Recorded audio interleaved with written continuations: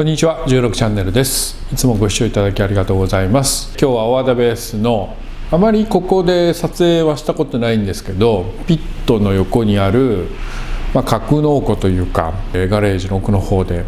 撮影してますけども、今回のカスタムシリーズでやってますエースステイ17というバイクの、原付なんですけどね、今回はその第3回目ということになるかと思います。どうぞ。